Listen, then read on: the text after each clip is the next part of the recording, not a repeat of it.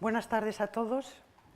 Esta tarde tenemos una serie de actividades interesantes para cerrar una serie de actividades y actos que empezamos hace un año y medio.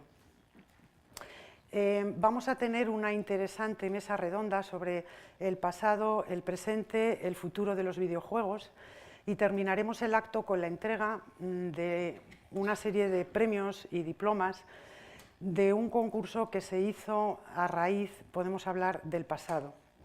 El año pasado se cumplieron 30 años de uno de los videojuegos históricos españoles que fue realmente un hito. La Abadía del Crimen, que está basada en una novela de Umberto Eco.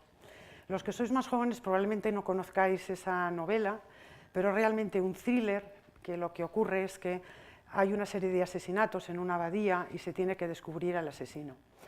Este juego fue programado por un teleco y diseñado por un arquitecto, los dos alumnos de nuestra universidad, por lo tanto nos sentimos muy orgullosos y muy próximos a ellos.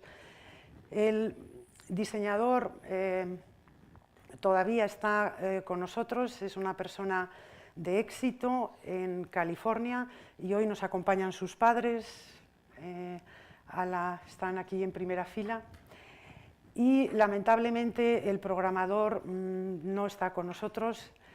Sus nombres eran Paco Menéndez y Juan del Can.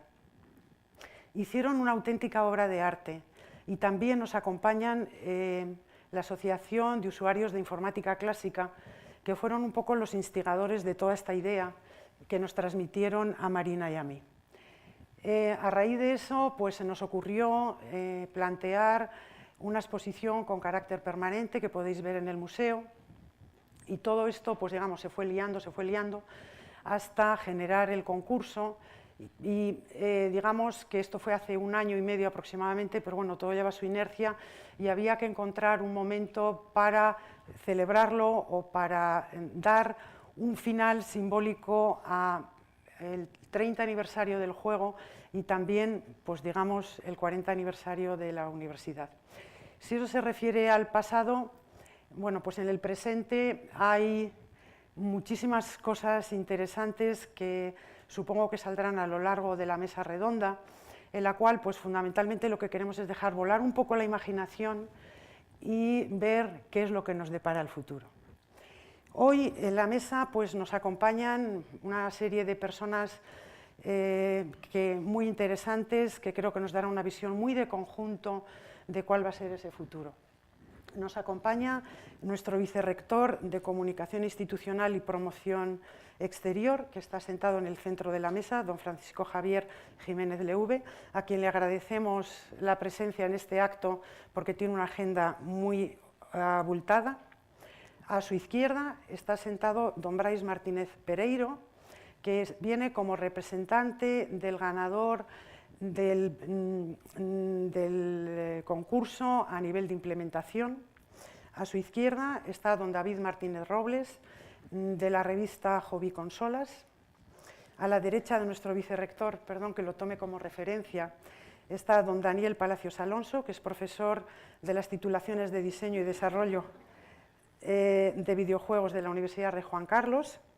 Y por último, no porque sea el menos importante, sino porque es de la casa y hay una mayor confianza, está don Daniel Manrique Gamo, que es profesor de Inteligencia Artificial de la facultad o de la escuela nuestra.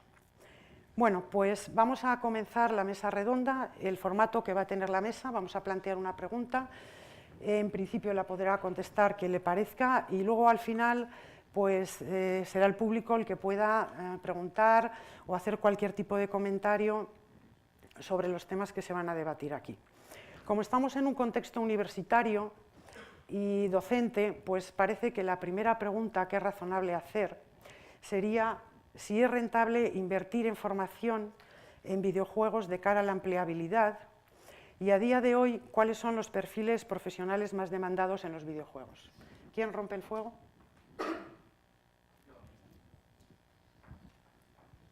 Bueno, va a tomar la palabra Brais. Hola, ¿se me escucha? Vale, Bueno, con respecto a la primera pregunta, yo creo que no solamente es rentable invertir en formación, sino que además es necesario. Independientemente del ámbito universitario, que es el que nos ocupa, yo vengo de la formación profesional y creo que deberíamos empezar a ver el videojuego sobre todo como una herramienta muy potente y motivacional de cara a ser utilizada en diversas materias.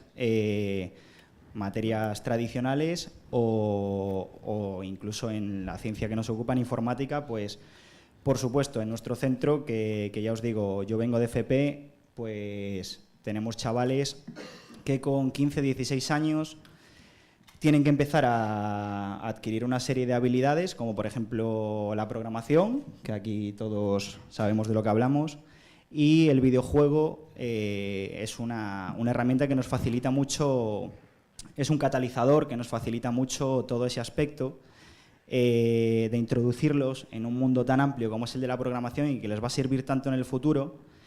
Entonces, es algo cercano para ellos, para vosotros, es algo que utilizáis en vuestro día a día, además es un componente de ocio y creo que sí que es rentable hacerlo cada vez desde edades más tempranas y no solo cuando llegamos a altos niveles.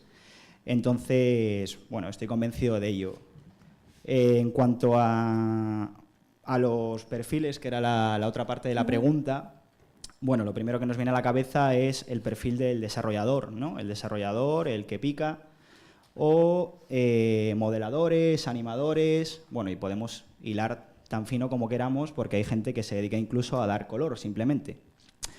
Pero no podemos olvidar también pues, que es algo multidisciplinar y que no solo las disciplinas tecnológicas tienen cabida dentro del mundo del videojuego. O sea, hay guionistas, hay historiadores, hay muchas otras disciplinas que pueden colaborar activamente y que es interesante que lo hagan para que un videojuego al final llegue a buen puerto, vamos, a donde tiene que llegar. O sea que, por supuesto que es rentable y necesario. No sé cómo lo ven mis compañeros. Bueno, pues muchas gracias por esta intervención y ahora es cuando digo mi rollo y me marcho, me temo, porque voy a ser la nota discordante. Tengo una noticia buena y una mala para todos vosotros. La buena es que yo soy honesto y las malas son las demás. El videojuego como herramienta educativa, como comentaba mi compañero Breis, desde luego es muy útil y sirve mucho para meter a estas jóvenes generaciones. El perfil de desarrollador de videojuegos en España no se demanda. Y esto es duro decirlo, pero podría decir que no se demanda en absoluto. ¿Por qué? Pues porque somos un país enormemente consumidor. Somos unos geniales consumidores de videojuegos, pero no somos productores. Además de todo esto, el mercado del videojuego es un mercado internacional y aquí la competencia pues, nos ha adelantado por la derecha, por la izquierda, por encima y por debajo. En España se hacían grandísimos videojuegos y desde aquí os animo, por favor, a que vayáis a ver La Abadía del Crimen, en la edad de oro del software español, pero después, por circunstancias diferentes, pueden ser formativas, pueden ser coyunturales, pueden ser económicas, España se ha ido quedando atrás. Ahora mismo, sacar adelante una empresa de desarrollo de videojuegos es muy complicado. Y como podéis ver, pues los juegos que compráis a menudo, o los juegos que consumís, ni siquiera compráis, porque me resisto a pensar que nadie sepa lo que es Fortnite, bueno, pues no son juegos de desarrollo español. Sí existe un perfil de español que puede trabajar en una compañía, pero producimos muchísimos más profesionales de los que esas compañías nos demandan y en general pues esto ha creado una burbuja peligrosa, una burbuja que se ha extendido en universidad pública, privada, escuelas de formación profesional, academias y que es peligroso. Es muy bueno decirle a la gente trabaja en aquello que quieres, sea apasionado, entrégate, pero tenéis que saber que los videojuegos son sobre todo vocación. Y ayer mismo leía un tuit de un desarrollador que decía: cobraba más cuando trabajaba de reponedor en el Mercadona que ahora que estoy haciendo videojuegos. Me temo que esa es la realidad de la mayoría. Y sería peligroso quedarse con unos casos escasísimos de éxito como los de Tequila Works o Mercury Steam, cuando el número de fracasos es muchísimo mayor.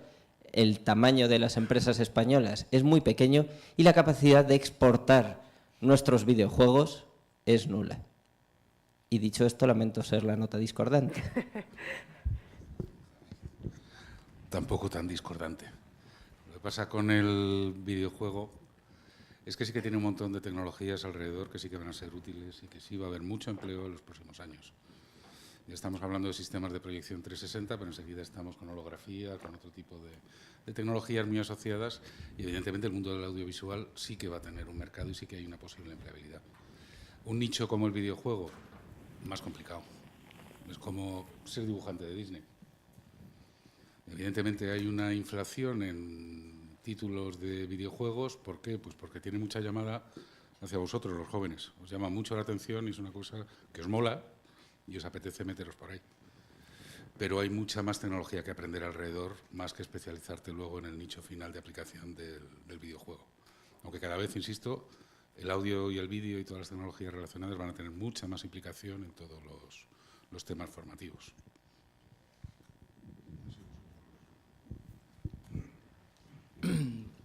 Bueno, yo quería comentar que dentro del entorno de los videojuegos existen muchas tecnologías. El videojuego no solamente se juega, sino hay que hacerlo.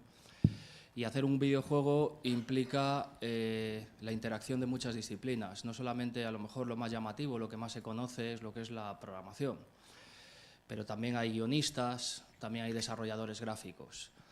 En este contexto es posible que un desarrollador de videojuegos o una persona que le guste el desarrollo de videojuegos y se dedique, por ejemplo, a la programación y que su forma de entrar en la programación sea haciendo un videojuego, es posible que ese conocimiento se pueda reciclar para otras disciplinas y que acabe siendo un gran programador, a lo mejor no de videojuegos, porque efectivamente es posible que no haya trabajo, pero sí que se pueda reciclar en otros ámbitos de la industria. Lo mismo con las personas que se dedican a guión o las personas que se dedican al diseño gráfico. También dentro de estos diversos ámbitos de la empleabilidad de los videojuegos tenemos los redactores de las revistas de videojuegos, por ejemplo, también se encuentra dentro de la industria de los videojuegos. Entonces, un poco la idea es que es posible que puede ser una puerta de entrada al mundo de la informática porque resulta muy atractivo y a lo mejor pues para un joven que ve esos videojuegos y los juega y los disfruta, pues es una manera de entrar en la ciencia de la informática. Y bueno, pues entrando por ahí y aprendiendo las diversas disciplinas que hay alrededor del videojuego, es posible que luego se pueda reciclar y encontrar un puesto de trabajo relacionado con ese tema.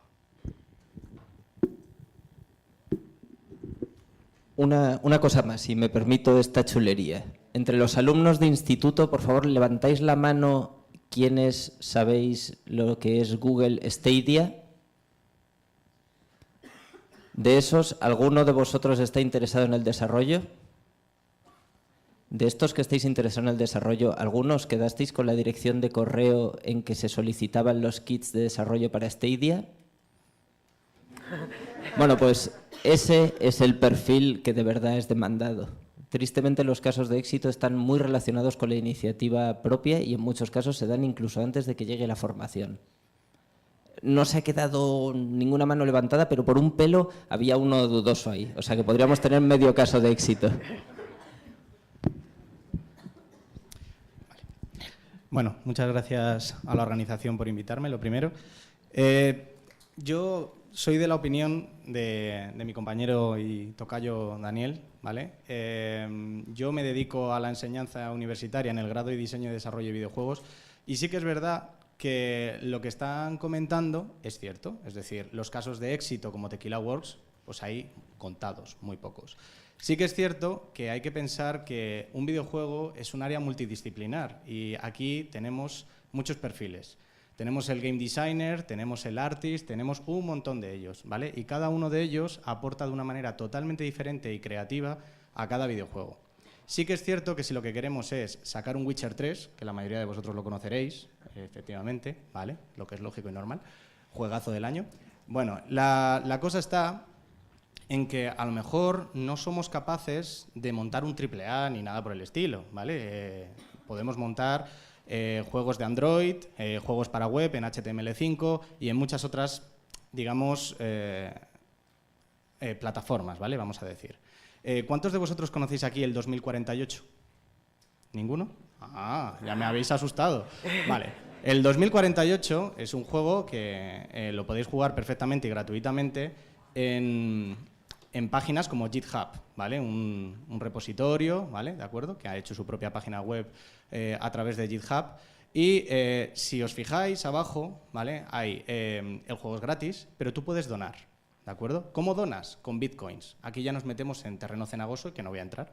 Pero la idea fundamental es que no todo el mercado se basa en AAAs, ¿vale? Hay mucho mercado hoy en día y, de hecho, tenemos empresas de alumnos que han estado con nosotros que tienen pequeñas empresas que, oye, no se les está dando mal y tienen empresas de videojuegos de Android, ¿vale? Entonces, comparto la opinión de mi compañero de mesa, pero también yo soy de la opinión de Daniel. Es decir, cuando tú te dedicas a los videojuegos es algo multidisciplinar, ¿de acuerdo? Entonces, si tú aprendes a programar en C++ o aprendes a programar en Java o en otros lenguajes de programación, eso no es echar, digamos, el tiempo perdido, porque luego te puedes reciclar y puedes utilizar todo ese conocimiento en otras plataformas. Por ejemplo, si a día de hoy estudiaras un lenguaje de programación tan conocido como C#, en sus letras C almohadilla para los de España, la idea fundamental es que ese es el lenguaje de programación que utiliza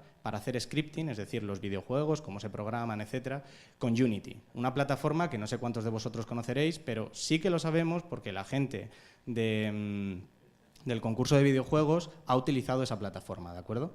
Entonces, Unity es un framework, un IDE, ¿de acuerdo? Como lo queramos decir, para el desarrollo de videojuegos, en el cual es gratuito. Luego hay ciertas cosas que hay que tener en cuenta, como que si tienes éxito tienes que pagar, eso es lógico y normal, hay que compartir el pastel para todo el mundo. Pero lo que quiero decir con esto es que los lenguajes de programación que aprendas para desarrollar videojuegos siempre valen para poder reciclarte y trabajar en otros ambientes. No todo el mundo tiene éxito en lo que empieza, pero nunca sabes dónde vas a acabar, ¿vale? Entonces, una anécdota, por ejemplo, y antes lo comentaba con mi compañero, lo primero que programé cuando era pequeño fue el Arkanoid en un Spectrum. ¿Por qué programé un videojuego? Pues porque no me apetecía hacer otra cosa más que un juego. Entonces, creo que es una forma de captar a la gente para aprender a hacer cosas nuevas y creo sinceramente que estos grados o estas especializaciones son muy útiles para los chicos de hoy en día. Y decir que no vas a trabajar en Tequila Works o que no vas a trabajar en grandes multinacionales de videojuegos es cierto, yo no lo discuto. Seguramente el caso de éxito sea muy bajo, pero de eso a decir que algo que amas no te valga para nada es mucho decir. Bueno, yo para terminar, creo que es importante lo último que ha dicho. Nos hemos centrado mucho en el mercado, en las posibilidades laborales. O sea, está claro que un desarrollador, afortunadamente, por lo que somos, tenemos casi pleno empleo si queremos trabajar de desarrolladores. Entonces, creo que no podemos olvidar que el videojuego tiene un componente muy pasional, o sea, muy romántico, ¿no? O sea, el desarrollador de videojuegos le mete mucha pasión. Por lo tanto, yo creo que no hay que olvidar la perspectiva de hacer aquello que nos mueve y que nos gusta, que ya tendremos tiempo porque, evidentemente, como habéis dicho, las habilidades que vamos a adquirir las podemos luego reciclar de 1000 y una formas, y que si un chaval quiere intentarlo y quiere perseguirlo, pues ¿por qué no? Y luego ya vendrá la empresa y luego si me tengo que cambiar, pues me cambiaré y me dedicaré a otra cosa porque voy a poder hacerlo. O sea, que creo que es importante resaltar eso, sobre todo en desarrolladores de esta disciplina. Sí, solo un comentario más que me había dejado en el tintero. A mí me gusta enseñar y me gusta programar. Y entonces enseño programación a alumnos de la ESO porque me apetece. Y como me dedico a la inteligencia artificial, pues el lenguaje de programación que más domino es el Python, que actualmente está muy de moda en esta disciplina. Pues la manera que yo tengo de enganchar a los chicos de la ESO a que programen en Python es a través de la programación de videojuegos pequeñitos. Entonces, a través de esa programación de videojuegos pequeñitos, que desde luego no vamos a vender ni vamos a distribuir, pero engancho a los alumnos de la ESO para que por lo menos puedan decidir si les gusta la informática o la programación o no les gusta. Y de esa manera, pues oye, cuando lleguen a ciclos superiores, a formación profesional, a bachiller o a la universidad, pues tengan al menos un criterio a la hora de decidir cuál es el tipo de estudios que les gustaría cursar. ¿Cuántos sois de la ESO aquí? Lo siento, yo os puse la tecnología, programación y robótica. Sí, fui yo.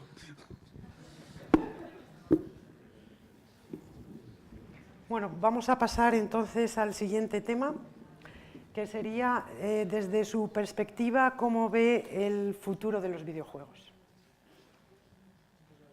¿Alguien? Yo no voy a hablar, que yo no juego. Que además soy teleco. Era lo esperado. Vale, yo voy a aportar algo. Yo creo que, dejando de lado toda la parte más educacional y de formación que hemos estado hablando, bueno, pues yo estoy convencido, yo soy optimista. Yo creo que son una revolución social para las nuevas generaciones y que han venido para quedarse. La manera de entender el ocio de las nuevas generaciones no tiene nada que ver con la que era hace unos años. Han aparecido los eSports, los chavales prefieren sentarse delante de la tele, los chicos y las chicas, a ver una final de LOL o una final de Clash que a ver un partido de fútbol. Y eso es una realidad. Es una realidad que socialmente todavía está en pañales y sobre todo para las familias también. No entienden qué hace su hijo viendo ahí un montón de muñecos moviéndose en pantalla que ni siquiera los está manejando él, está viendo a otras personas jugar. Entonces creo que será algo normal, que en unos años formarán parte de la sociedad, van a cambiar el ocio, van a cambiar cómo se divierten y por supuesto que lo veréis en la televisión tradicional y, bueno, en la televisión no porque está condenada a desaparecer, en la plataforma que utilicéis. Vale. Pero bueno, yo creo que van a ir por ahí los tiros.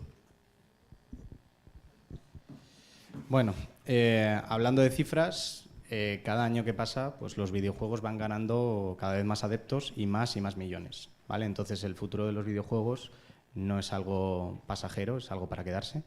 Entonces, como bien ha dicho mi compañero, juegos multiplataforma, ¿vale? Los MOBA que todos conocéis y que son muy famosos, el League of Legends y el LOL, etcétera, como el Dota 2 y cosas de estas. Los videojuegos a día de hoy, ¿vale?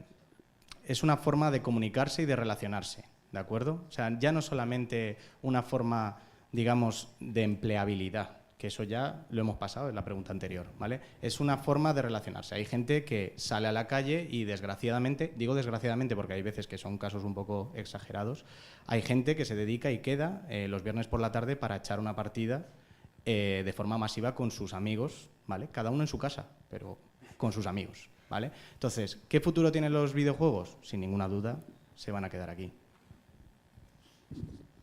Bueno, pues yo, como el anuncio de Neutrex, vengo del futuro porque, a ver, llevo 21 años trabajando en videojuegos. Estas situaciones de normalización del videojuego, yo por supuesto las doy por hechas. O sea, mis hijos ya han crecido viendo a su padre trabajando en videojuegos, así que podéis imaginar que en mi casa todo ha estado muy normalizado. Así que, ¿qué veo en el futuro? Veo consumo de todo el mundo, en todas las plataformas. Eso es muy importante. Aunque no es algo que la gente tenga mucho en cuenta, la verdadera revolución del videojuego no fue el lanzamiento de GTA ni de Call of Duty. Fue que vuestra abuela cogiese su móvil, ese móvil que había estrenado y tenía pantalla táctil, y jugase a Candy Crush. Eso es el videojuego. Ahora ya está en todas partes, ahora ya existe el juego online, se consume en eSports. Lo que nos falta es encontrar esa manera de compatibilizar el juego tradicional, los juegos grandes que nos gustan, vamos a llamarlo a los jugones de siempre, al hardcore gamer, los AAA, esos grandes desarrolladores, con otra ola de juegos que llega ahora de consumo más rápido y más pequeño porque es difícil y porque en otras industrias como la música o el cine no han sabido convivir bien. Entonces, el futuro está donde lo queráis vosotros. Ojalá os lo pudiera decir, pero espero que yo no sea capaz de imaginármelo. Espero que cuando yo diga, bueno, esto, la realidad aumentada, la realidad virtual, realidad mixta y las plataformas por streaming parecen el futuro. Supongo que alguien joven dirá, bueno, tío, eso ya está pasado. Ahora lo que estamos pensando es, pues eso, en el juego en la nube, la multicomputación que te permita, en fin. Si hay algo que no tiene límites es la imaginación. Si hay un lugar donde podemos poner imaginación es en los videojuegos. Bueno, yo a mis hijos les digo que vengo del futuro porque sé lo que va a pasar. Y entonces, bueno, pues es una forma de enseñarles, ¿no? Digo, cuidado, no hagas eso que se va a caer, y entonces se cae, ¿no? Entonces es cuando les digo que es que vengo del futuro.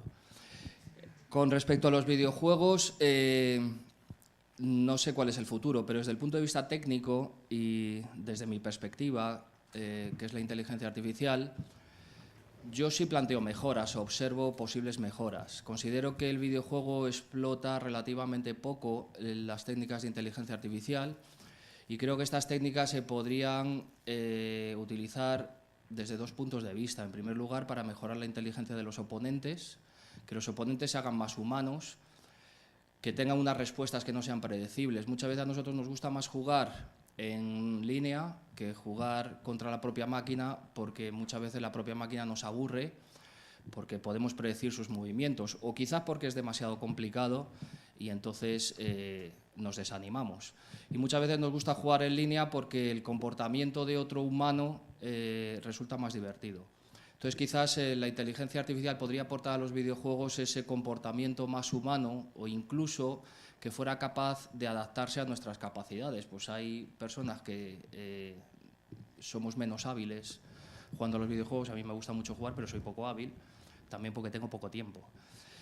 Entonces, a los que somos menos hábiles, quizá la inteligencia artificial se podría adaptar a nosotros para que ese juego, que teóricamente es difícil, se pudiera hacer un poco más fácil y yo me pudiera divertir ganando a la máquina, aunque con cierta dificultad. Y para los que sí sois más hábiles, esa inteligencia artificial también se adaptara a vuestras capacidades para hacer el juego más difícil y que de esa manera os supusiera un reto para vosotros. Por tanto, el punto de vista de la mejora de los contrincantes y luego el punto de vista del propio desarrollo en sí del videojuego, sería posible desarrollar lo que es el propio desarrollo, me refiero a la trama del videojuego, que se fuera desarrollando de forma dinámica conforme el jugador va avanzando en el videojuego, de tal forma que no sea necesario encajar la curva de aprendizaje del jugador con la curva de dificultad que ya está planificada en el juego, sino que de forma dinámica esas dos curvas convergieran para conseguir sacar el máximo del nivel de habilidad del jugador. Entonces creo que desde esos dos puntos de vista creo que la inteligencia artificial podría tener una gran aportación a los videojuegos y creo que podría avanzar dentro de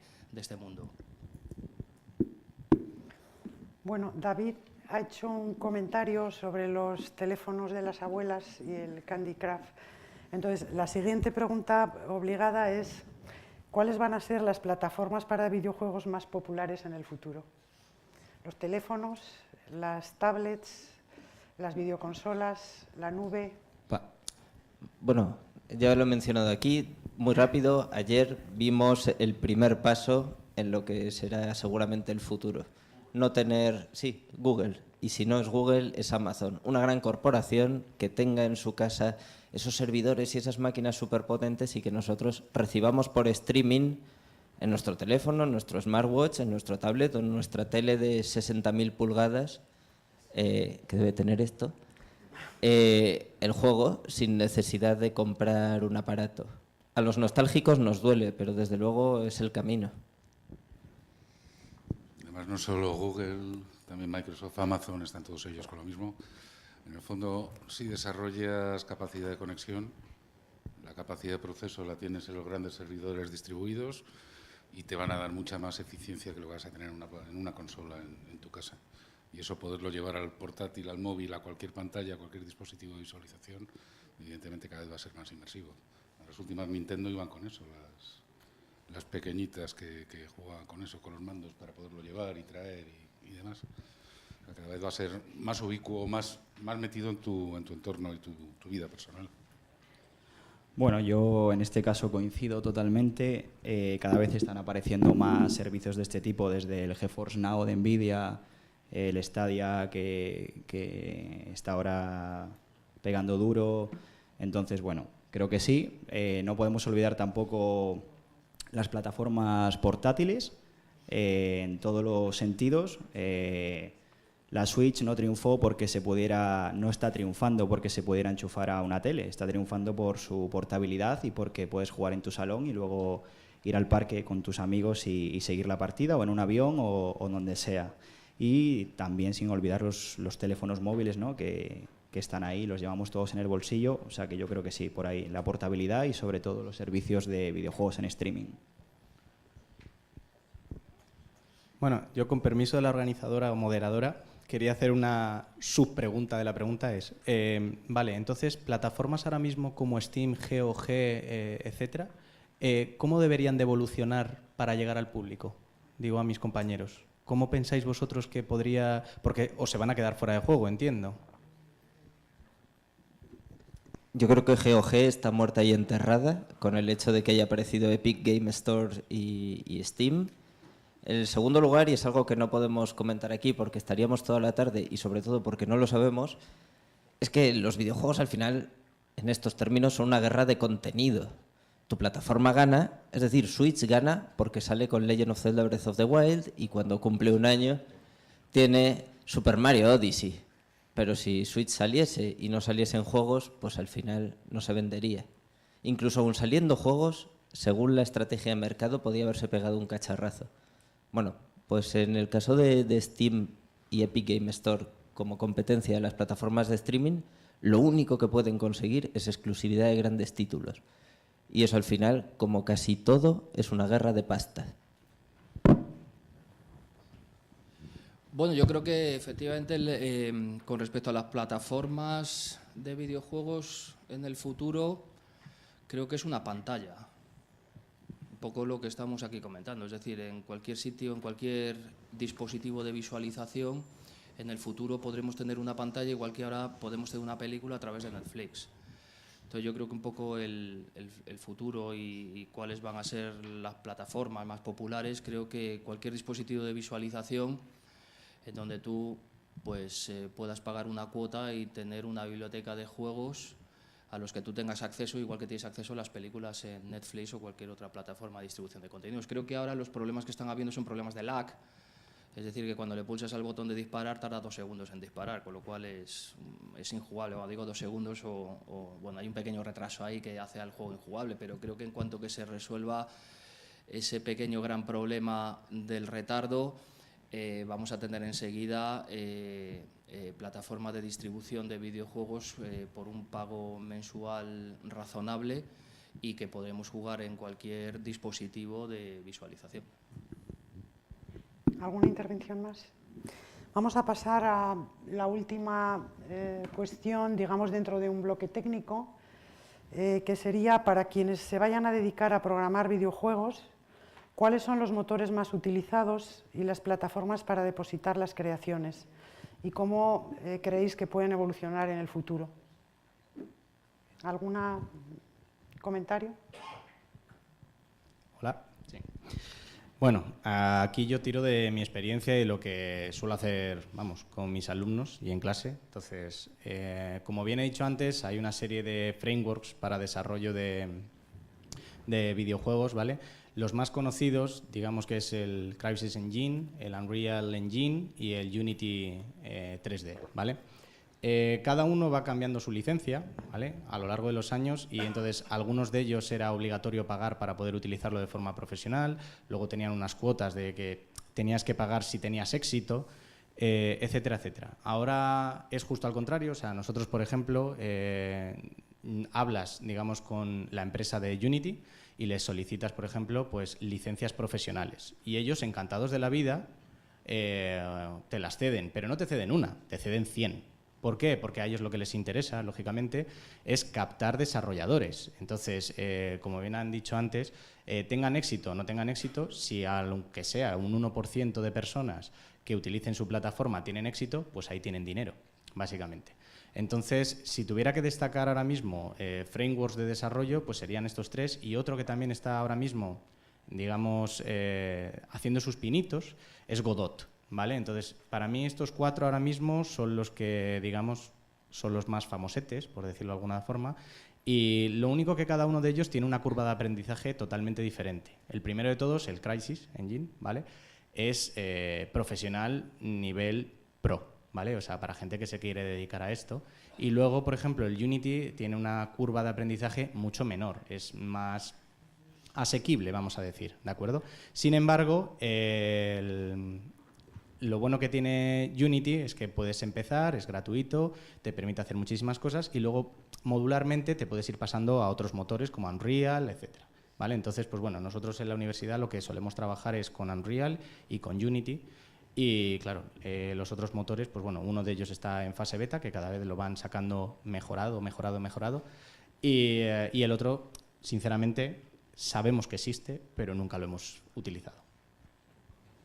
Bien, ¿alguna intervención más en este tema? Una muy rápida.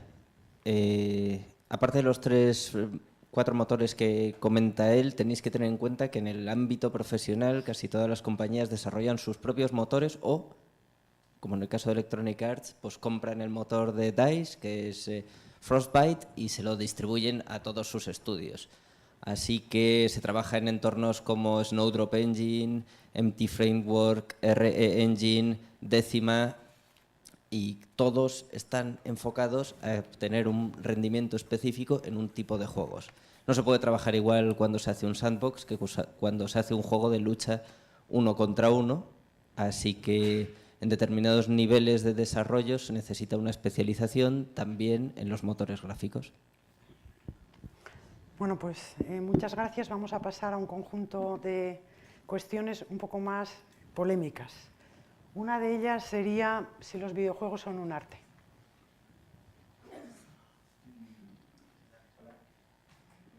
Ahora, bueno, como se ha dicho a lo largo de las varias intervenciones, yo creo que no son un arte, ¿no? Son un conjunto de artes. Es muy multidisciplinar y hay mucha gente que interviene, un equipo humano muy grande que interviene detrás de una gran producción, y tenemos desde una historia, tenemos un guión, tenemos un desarrollador, un modelador. O sea que, bueno, el arte, el cine es un arte, la pintura, pues sí, ¿no? O sea, entonces yo considero que el videojuego debería ser un conjunto de las mismas y tiene un componente artístico básico. Vamos a discutir. ¿Los videojuegos son un arte? No. Los videojuegos son un medio, como es un lienzo y un pincel, un lápiz y un papel. ¿Pueden ser arte? Por supuesto. Dadle un escoplo y un martillo a Miguel Ángel y con un trozo de piedra os hará arte. Dádmelo a mí y me haré papilla a los dedos. Eso es el videojuego, es un lenguaje, es una herramienta que nos permite crear arte o nos permite crear pues, clones de Pac-Man e intentar venderlos en teléfonos a ver si alguien pica. Está claro, pero no, o sea, no vamos a entrar en clones de Pac-Man. Entramos en esa parte del videojuego que aún sin tener, todos habéis vivido una gran historia, ¿no?, detrás de un videojuego, sin tener un componente gráfico o incluso siendo gráficamente pésimo, un videojuego nos ha enganchado. Entonces creo que ahí hay una parte humana que va más allá y que sí que se podría considerar un arte como tal. O sea, no sé cómo lo veis el resto. Si consideramos el cine como un arte, no es el arte, el celuloide, sino la película que queda grabada en ese medio. Si consideramos el cine un arte, yo creo que el videojuego o el desarrollo de los videojuegos, cuando llegan a un buen fin, efectivamente es un conjunto de diversos artes. Pero además, sin obviar la dificultad que tiene la realización de una buena película, en el caso de los videojuegos es que además interactuamos con el entorno. Con lo cual yo ahí veo un punto de magia, un punto de interacción que nos hace meternos en ese mundo virtual y descubrir incluso nuevas sensaciones. A mí me gusta mucho jugar, me lo paso bien y creo que hay algunos juegos que son verdaderas obras de arte. Y es muy importante ese punto de interacción, ese punto de inmersión que nos hacen meternos en ese mundo virtual que no existe.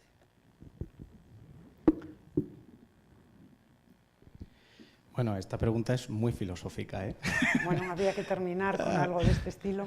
A ver, básicamente, desde mi punto de vista, como hemos dicho, los videojuegos es algo multidisciplinar y en arte o no, o sea, un poco a colación con lo que ha dicho mi compañero del cincel, ¿no? Y la piedra y todo esto, efectivamente, si a mí me das un lápiz y un papel, pues a lo mejor no soy capaz de hacerte nada, pero igual que si me das una videocámara y me pongo a hacer un corto, pues seguramente lo que salga no tenga calidad ninguna. Entonces, partiendo de la base que se supone que estamos hablando de gente medianamente destacada, ¿vale? Pues yo creo que sí, o sea, un videojuego, no sé, lo he visto en mis propias carnes, ¿vale? Ha habido casos muy particulares, pero por ejemplo he tenido 2 alumnas que de verdad, o sea, le hemos recomendado que echen Disney, literalmente, porque realmente lo que hacía era increíble, o sea, te enseñaba una prueba de concepto, te enseñaba un storyboard, bueno, te enseñaba un montón de cosas y directamente las personas se quedaban boquiabiertas porque era absolutamente espectacular. Entonces, claro, si tú a eso le juntas a un desarrollador ingenioso y luego además un guionista, por decirlo de alguna forma, que sepa hacer mecánicas en condiciones, pues vuelvo a repetir lo mismo. A lo mejor no hacemos el Witcher 3, pero a lo mejor hacemos algo interesante y que sea algo digno de mención, ¿vale? Otra cosa, por ejemplo, es la abadía. La abadía en su momento fue un hito. Si lo comparamos con lo que hay ahora, pues no tiene nada que ver. Pero para mí esto, en su momento, para mí eso fue arte. Por eso básicamente hicieron el concurso, porque de la nada hicieron algo bastante interesante. ¿Alguna intervención más? Pues como la mayoría de las manifestaciones humanas, cuando está bien elaborado, evidentemente es arte. Bueno, yo empecé jugando en el teletexto con una cosa que era una cosa alargada, con una J, no sé qué y no sé qué letra, con el problema del barquero. De ahí pasamos al Tetris, que eran figuras poligonales, pero evidentemente un videojuego con todo lo que tiene detrás es una manifestación artística si está bien hecho. También hay mucha chapuza, pero si está bien hecho es una manifestación artística independientemente de la finalización tecnológica. Porque la abadía es verdad que tiene mucho detrás y mucha creatividad que sacó en ese momento por encima de las posibilidades técnicas que había para el desarrollo. Bueno, si no hay ninguna intervención más por parte de la mesa, se nos ha consumido el tiempo y tenemos que pasar, vamos a dedicar 10 minutillos. Si alguien quiere hacer alguna pregunta, alguno de los colegios me dijo, mis alumnos quieren intervenir y quieren intervenir en la mesa redonda. Entonces, bueno, ahora tienen su oportunidad. Entonces, tenemos tiempo para 2, 3, depende del tipo de preguntas. Guillermo, ¿podéis, por favor, ayudarnos a pasarles el micrófono si hay alguna persona que quiera hacer algún comentario, alguna pregunta?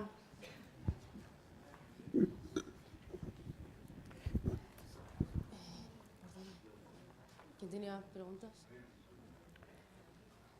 Ahí atrás, sí.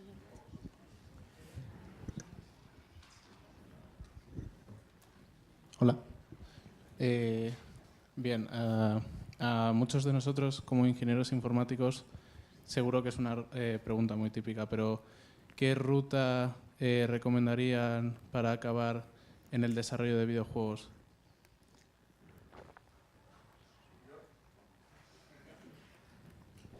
Vale. Pues a ver, una cosa que tienes fundamental y que tienes que valorar muy positivamente, lo digo porque, como no lo han dicho, yo también soy de la casa, yo he estudiado aquí, ¿vale? Yo soy ingeniero informático y tengo que decirte una cosa, la forma que tienes de estudiar aquí es una ingeniería, te abren la cabeza, por decirlo de alguna forma, y eres capaz de resolver problemas, ¿vale? Luego, si lo quieres hacer, como dice mi compañero, en inteligencia artificial, si lo quieres hacer en ensamblador, ¿vale? Que eso hay gente muy rara para todo, ¿vale? Pues básicamente tú estás preparado para ello. Ahora bien, respondiendo a tu pregunta existen másteres de profesionalización, ¿vale? De videojuegos y también lo que sí que te recomiendo es, si eres capaz y te atreves, ¿por qué no hacer un máster fuera? ¿Vale? Un máster fuera de videojuegos y sobre todo porque vas a vivir una experiencia fuera de tu país y te vas a encontrar con ciertas cosas, ciertos impedimentos que de otra manera no te van a enriquecer, ¿de acuerdo? Entonces, si te quieres quedar aquí, yo haría, ya que estás haciendo la ingeniería aquí, haría un máster de especialización y luego, no nos engañemos, en Internet hay millones de formas de aprender, pero millones, ¿vale? Incluso cursos realmente brillantes, ¿vale? Entonces, la pregunta es, yo lo que haría lo primero es, me juntaría con mis amigos, ¿vale? Con los que vaya a querer aprender o montar mi nicho, ¿vale? Y eso, ¿qué nicho quieres explotar? ¿Quieres explotar Android? ¿Quieres explotar Switch? ¿Quieres explotar, yo qué sé, Smart TV o lo que sea? Porque ahora mismo, si cualquiera de vosotros que tengáis un poco de inquietud, si cogéis plataformas de desarrollo, yo lo digo por mi experiencia, ¿vale? En Unity lo increíble que tiene es que tú programas una vez, ¿vale? Y luego lo puedes exportar a un montón de plataformas. Y cuando digo un montón de plataformas, estoy hablando de Facebook, Android, iOS, Smart TV, Vuforia, hay millones, ¿vale? Entonces, ¿qué sucede? Que lo que estamos intentando a día de hoy no es reinventar la rueda, es tener una gran idea, desarrollarla e intentar vendérsela a todo el mundo. Sí que es cierto que me pueden decir, y con toda la razón del mundo, cuando tú vas a hacer un juego de unas características específicas, lo lógico es hacer un motor específico para ese videojuego. Eso es lógico, porque no es lo mismo cómo renderiza un motor que otro para qué tipo de juegos, ¿vale?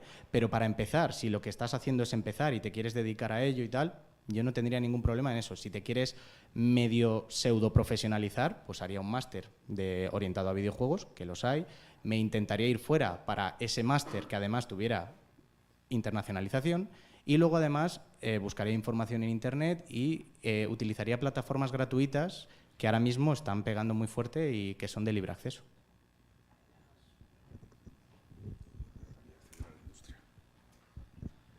Bueno, yo en este caso voy a ser menos popular y en lugar de contestarte a ti, voy a contestar un poco más a todo el mundo, incluso a los chavales que están hoy aquí presentes, y deciros que la tecnología en general, pero cualquier tecnología, no solamente la tecnología de los videojuegos, se basa en las matemáticas.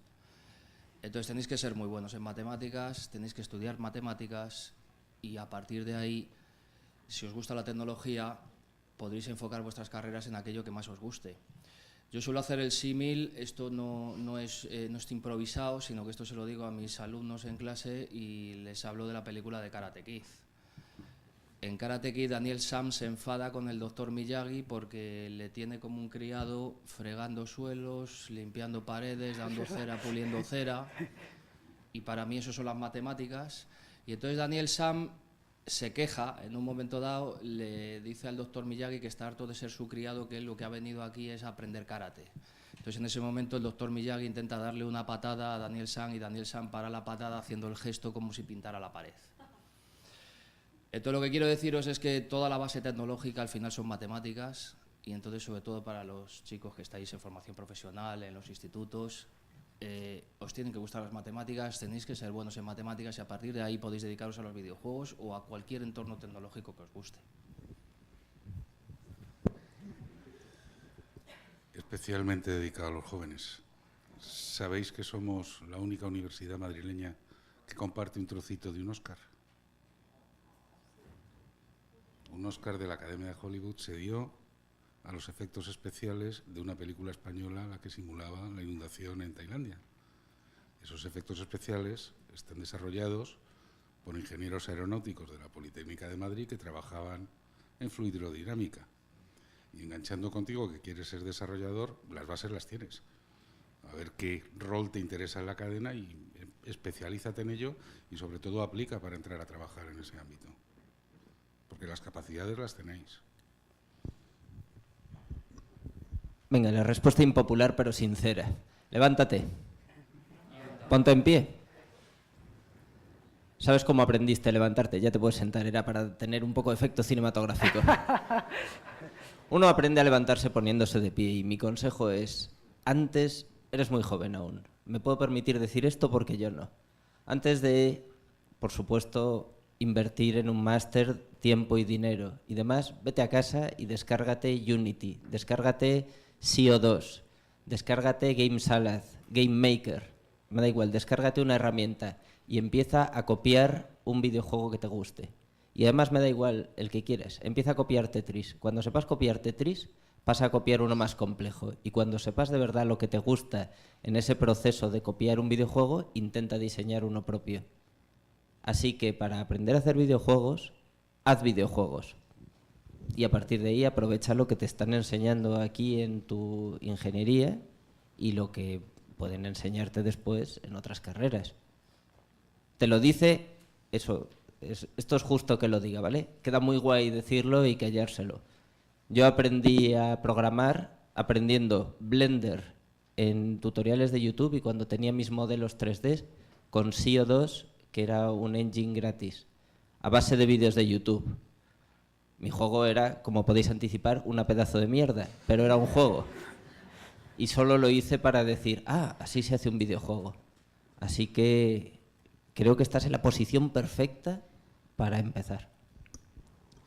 Pues yo creo que estoy en la posición siguiente, la posición perfecta para empezar, porque he ido un paso por delante y ya he realizado el consejo que me acaba de dar. Ya he realizado yo también mi pedazo de mierda. y está muy bien, estoy muy contento, pero quería en efecto ir más allá y estudiarlo más a fondo. Pero gracias por el consejo. Bueno, tenemos tiempo para una pregunta más.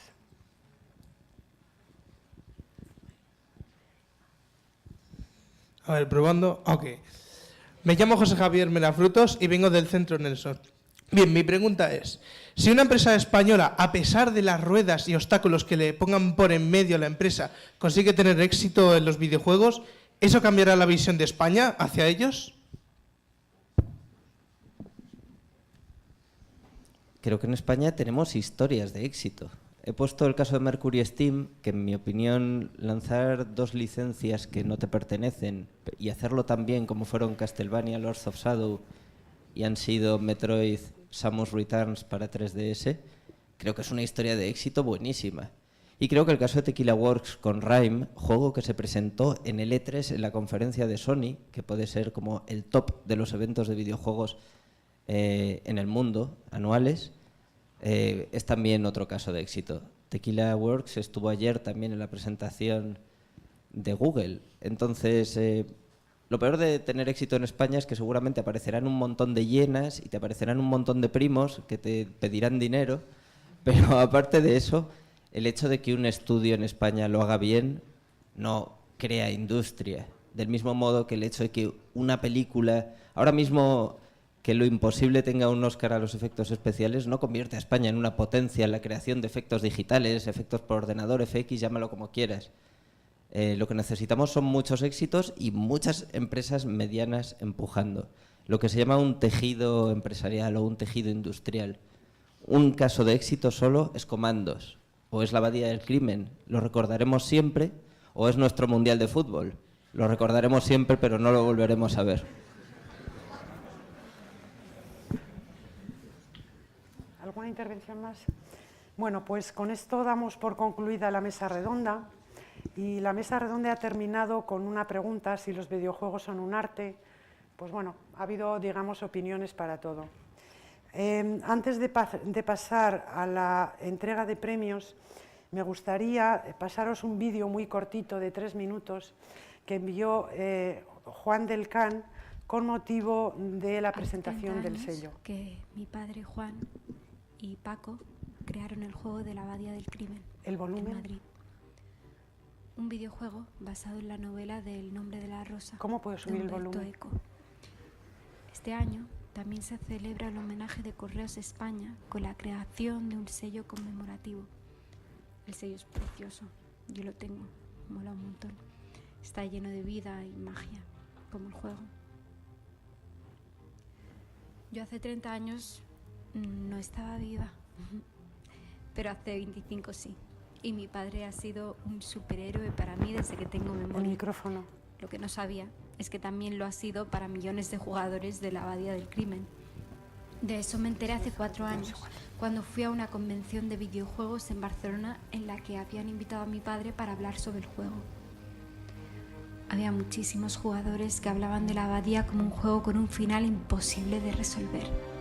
Solo los mejores jugadores habían llegado a leer ese pergamino final. Paco y mi padre habían creado un juego casi imposible, sin imaginar el éxito que tendría. Paco, allá donde estés, seguro que estás flipando. Yo no he jugado al juego, pero Paco nos llevó una vez a mi hermano y a mí en el capó de su coche y recuerdo esa aventura como una de las experiencias más extremas de mi infancia. Fue lo más. Gracias por ese regalo. Así que considero que esa experiencia extrema iguala ese misterio y adrenalina que habéis vivido aquellos al jugar al juego por primera vez. Con mi padre Juan jugábamos a dibujar garabatos y de ahí nacían caricaturas de personajes que nadie había imaginado antes. La idea de que nada es un error, sino una posibilidad para crear algo que ni tú mismo sabías que era posible, es uno de los aprendizajes más valiosos que me ha enseñado. Y esa filosofía es la que me guía y me motiva a seguir cruzando portales y cerrando otros para seguir avanzando. En fin, 2 genios creativos e informáticos crearon algo que parecía imposible hace 30 años. Ese sello que dejaron Paco y Juan será inmortal y ese convento seguirá latiendo, brillante, repleto de luz y sombras y pasajes misteriosos. Todo es posible en este juego inaccesible. Solo los mejores han logrado desentrañar su enigma. Obediencia, disciplina, lealtad. Larga vida a la abadía del crimen.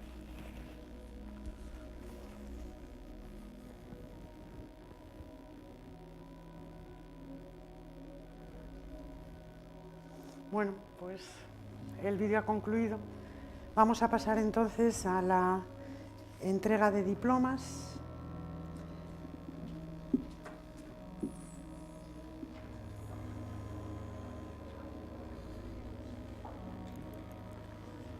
Hacen entrega de los diplomas don Francisco Javier Leuve, el vicerrector de Comunicación Institucional y Promoción Exterior, y doña Marina Álvarez Alonso, subdirectora del Museo Histórico de la Informática.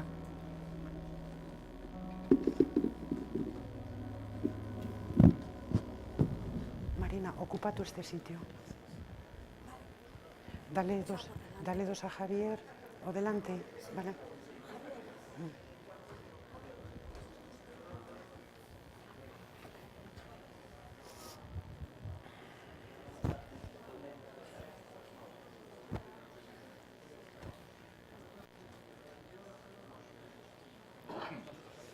Sí. Bueno, el premio a la mejor implementación fue otorgado al Centro de Formación Profesional Nelson de Madrid y recoge el premio el alumno don Daniel García Santiago.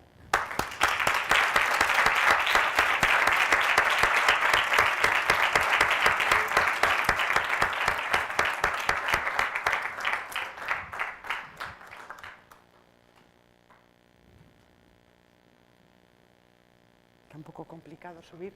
No.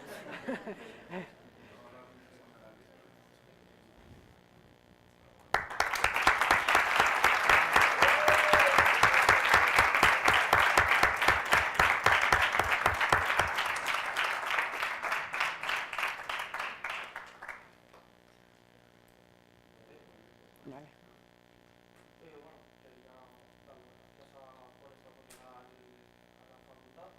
Pero además a mis docentes, ya que me ayudarán bastante, y a mis compañeros Lechuga, Pablo, David, Matías y José.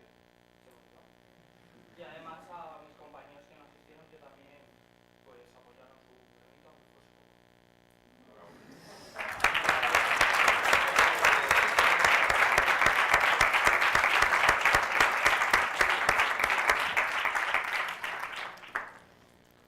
El premio al mejor proyecto fue otorgado al Instituto de Enseñanza Secundaria Manuel de Falla de Coslada y recoge el premio don Jaime Romero, alias El Chofa.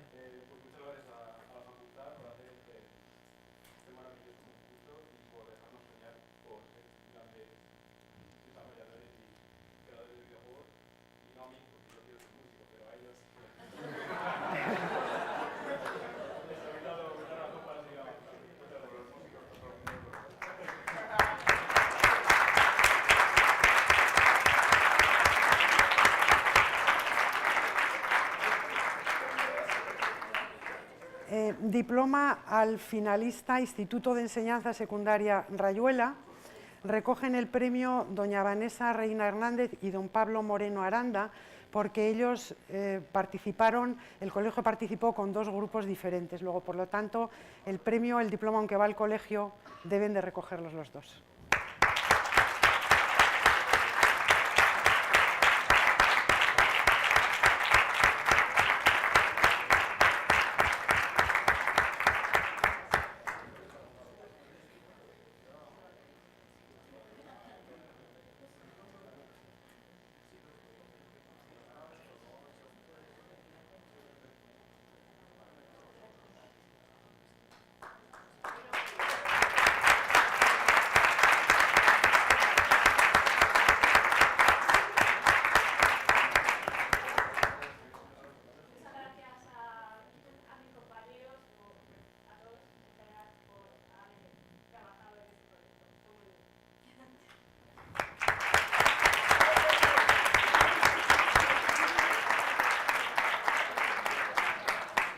El siguiente diploma de finalista fue otorgado al Colegio Mirasur de Pinto y recoge el premio el alumno don Vidal Pérez Boyó.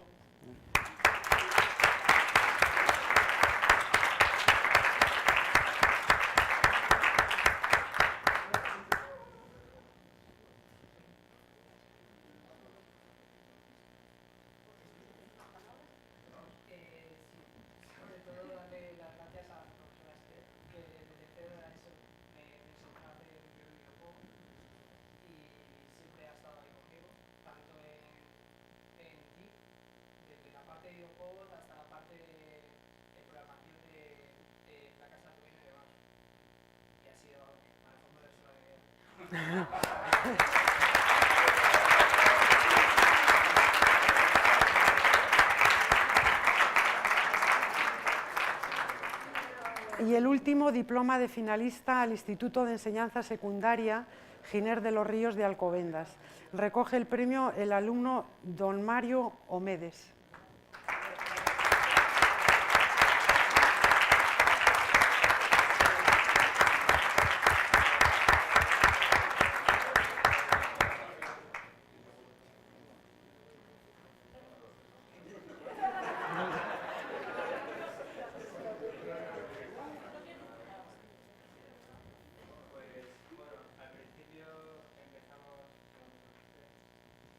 Roberto Sosa, Ciudad Medina y yo.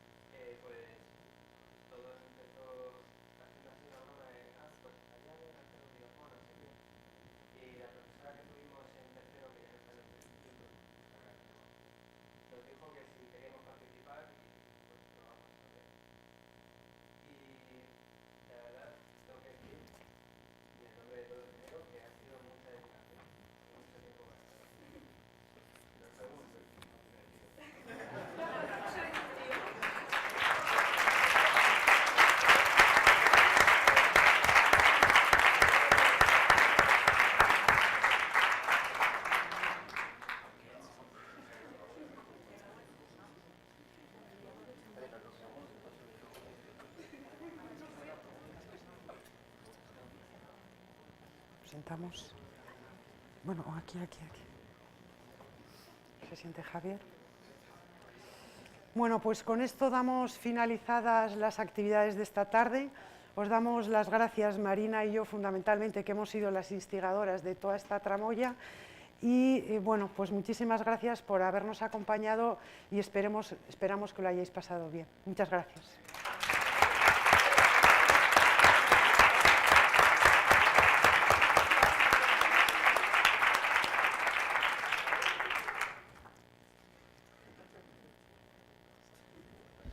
Simplemente agradeceros a todos los centros que estáis aquí por haber participado en el concurso. Animaros, además, a que la siguiente edición, ¿que hay siguiente edición o no?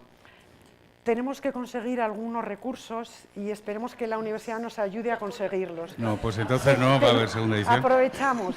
Tenemos un 50% y nos queda otro 50%, o sea que dejamos la cosa en el aire. Eso es fácil, pero animaros a participar en la siguiente edición y gracias a los profesores, a las profesoras, maestros, maestras y demás por lo que estáis haciendo y también a los padres porque llevan parte también del curro de todos los chavales. Enhorabuena a todos. Redondo.